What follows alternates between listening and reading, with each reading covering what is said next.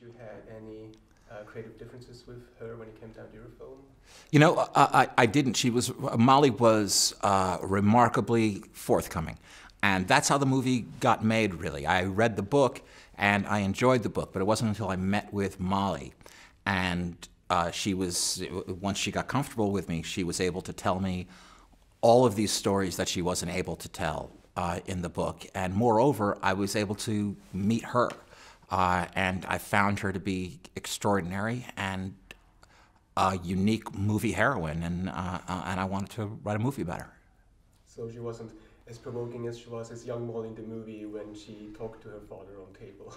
Well, yes, both she and her father are able to describe those incidents and more. She was very forthcoming about what was a strained relationship with her father, which now I'm happy to report is they're very close, but that's really none of my business.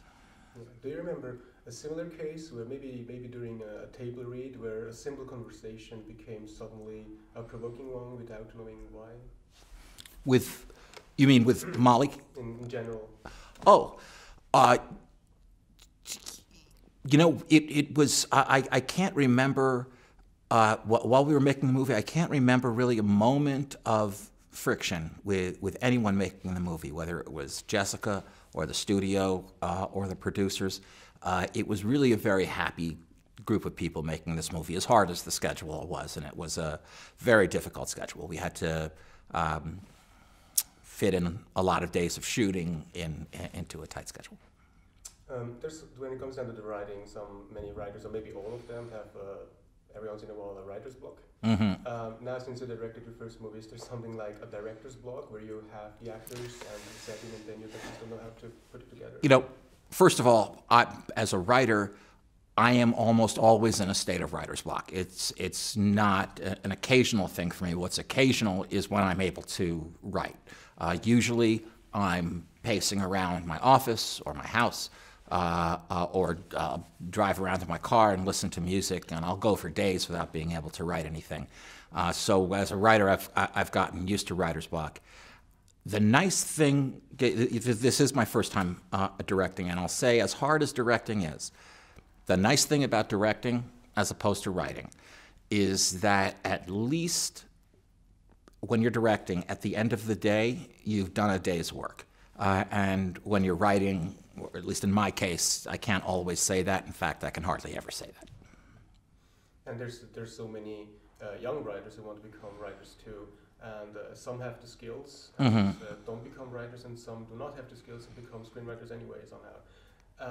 What would be your ultimate advice to young screenwriters? When should they really try to reach their goal, and when should they realize that they maybe don't have it?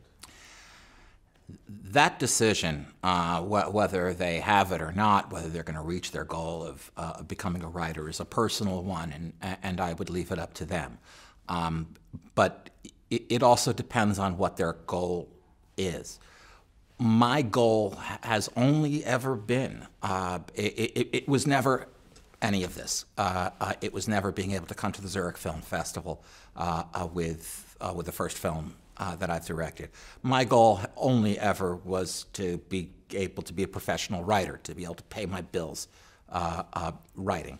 And I would have been very happy to be in a one-room apartment if I could pay my phone bills and my electric and my rent by writing. The rest of this was really a nice surprise. And because you are a writer, you know the structure, you know everything, all the rules.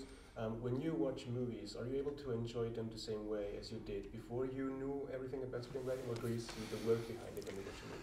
I'm a great audience member. When I come into a movie theater, when I come into a theater to see a play, when I turn on the television set, I'm the best audience member you could ask for. You can show me a magic trick 50 times, and I'll still be amazed by it.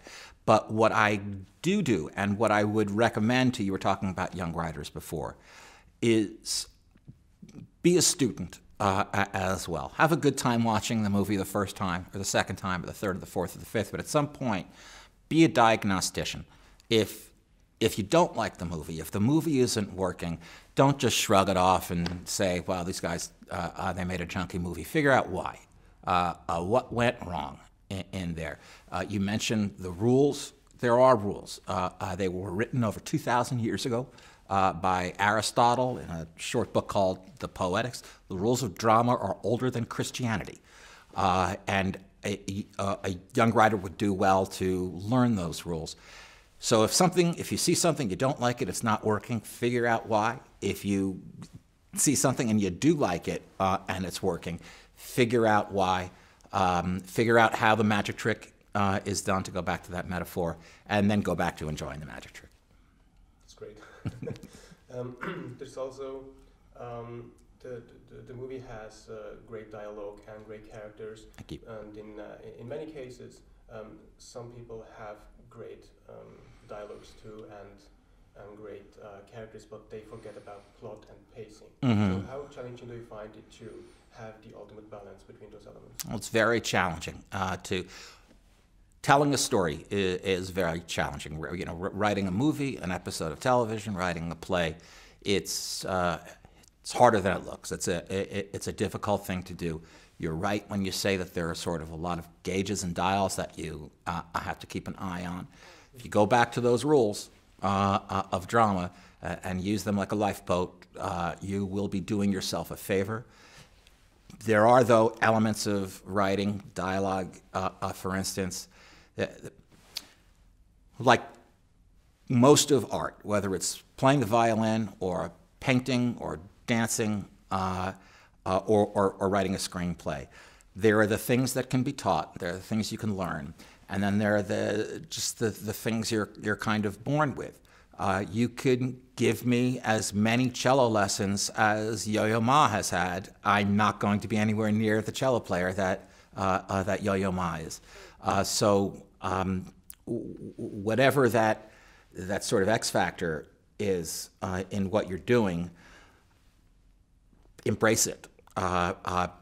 Embrace the rules, and then embrace what's special about your voice, what's different about your voice.